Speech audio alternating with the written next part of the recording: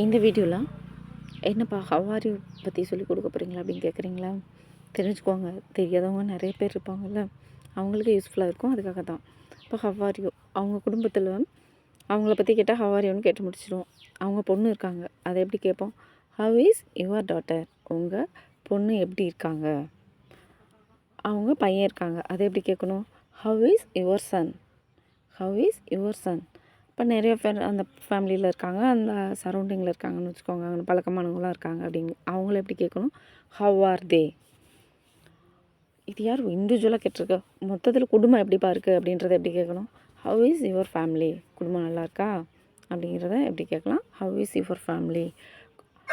இப்போ அதே இடத்துல நிறைய பழக்கமானவங்க இருக்காங்க, அவங்கள பற்றியும் விசாரிக்கணும் அவர்கிட்ட அப்படின்னு கேட்கல ஹவ் ஆர் தே, அவர்கள்லாம் எப்படி இருக்காங்க அப்படின்னு கேட்டிருக்கலாம்.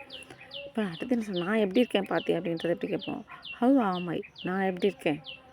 ஹவ் ஆம் ஐ. இப்போ நாம் எப்படி இருக்கோம் அப்படின்றத எப்படி கேட்குறது அப்படின்னா, ஹவ் ஆர் வி, நாங்கள் எப்படி இருக்கோம் பார்த்தீங்களா அப்படின்னு ஹவ் ஆர் வின்னு சொல்லலாம்.